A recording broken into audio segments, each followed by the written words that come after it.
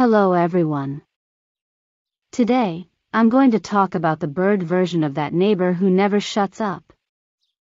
They're babbling chatterboxes that just can't keep their beaks closed. Wherever you can find humans, you can find them. They have long been associated with human settlements and have cultural and historical significance in many regions. They've inspired literature, artwork, and folklore. And their presence can bring a sense of nostalgia and connection to nature. At the same time, they are considered invasive species and are a small version of high school bullies towards other birds. Let's learn about the feisty house sparrow. Appearance. House sparrows have a stocky build. They measure around 14 to 18 centimeters. That is about 5.5 to 7.1 inches in length. Male house sparrows have a distinct fashionable plumage, with gray crown, black throat, and chestnut-colored caps. Females are more humble and have a combination of soft brown color. The juveniles are much duller and look similar to the adult females. Habitat. They are native to Europe, Asia, and North Africa, but have been introduced to many other parts of the world, including North America, Australia, and South Africa. In some regions where they have been introduced, house sparrows are considered invasive species. Their aggressive nature and ability to adapt to a wide range of habitats disrupts the native ecosystems, and they outcompete native bird species. House sparrows are highly adaptable and can be found in various habitats, close to human settlements, including cities, towns, agricultural areas, and grasslands. They're true masters of improvisation. They've got an extraordinary knack for adapting to different environments and making the most out of whatever resources they can find. Behavior. These feisty little feathered pranksters are always getting into mischief. They're known to be the bullies in the bird community. House sparrows are highly social birds and often form large flocks. They communicate using a combination of chirps, chips, and trills. They also engage in social activities such as dust or water bathing and social singing, in which birds call and have a bath in a group. They usually scratch their head with the leg over the drooped wing. Communal roosting. During the non-breeding season, house sparrows often gather in large flocks for roosting. They typically roost in trees or shrubs, which is a visually impressive scene. Communal chirping occurs before and after the birds settle in the roost in the evening, as well as in the morning, before the birds leave the roost.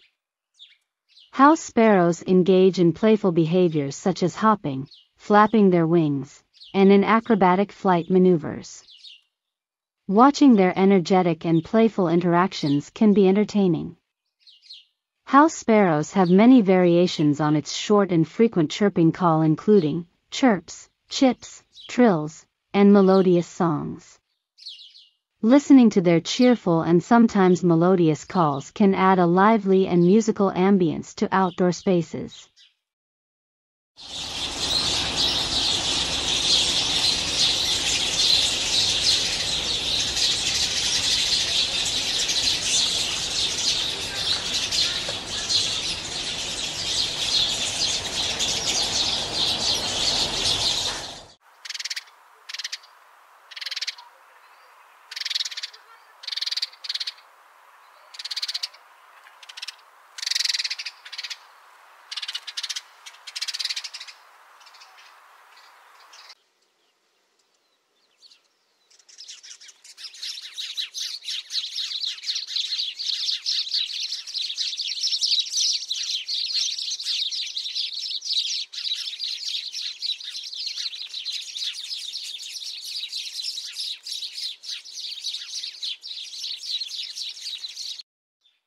Diet and feeding behavior.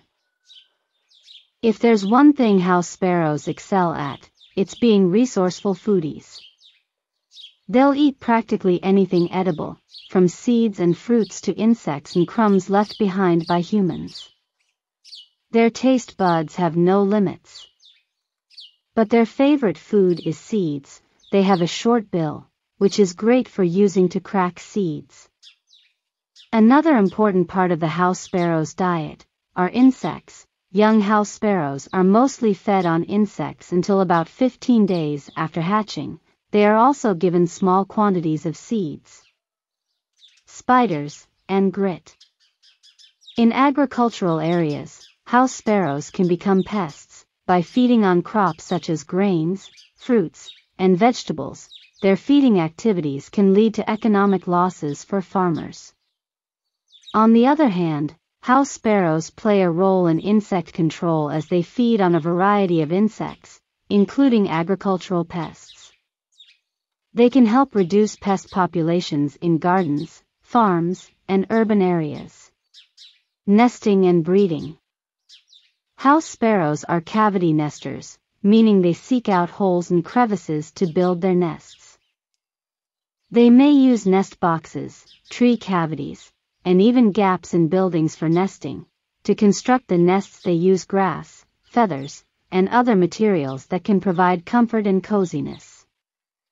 But they also are opportunistic nesters, and may build their nests in unwanted areas, such as vents and electrical equipment.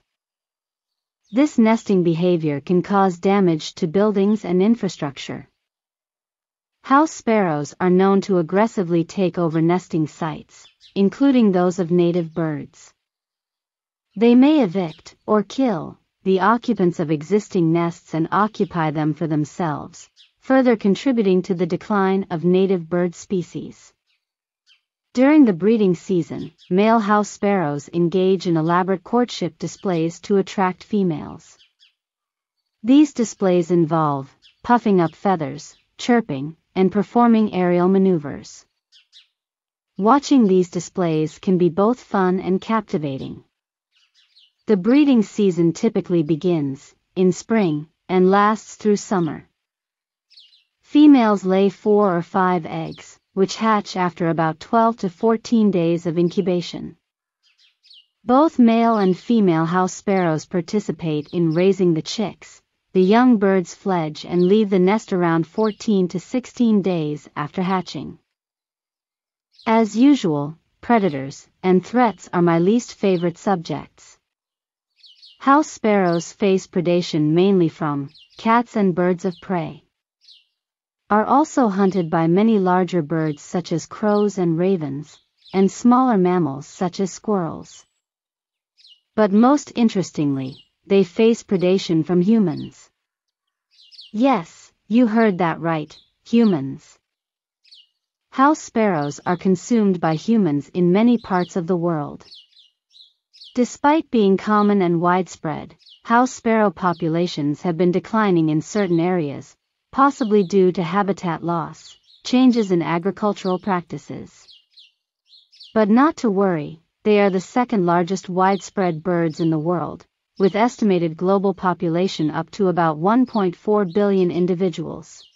Bonus: house sparrows are often confused with tree sparrows. Can you tell the difference? The easiest way to do so is to look at their cheeks. Have a look at the picture. The tree sparrows have a black marking on their cheeks, while the house sparrows have plain gray cheeks. Hope you enjoyed the video. If you have any questions or would like me to talk about other birds, please write a comment. Also, let me know in the comments what kind of birds you can see in your garden. Until next time, have a beautiful day.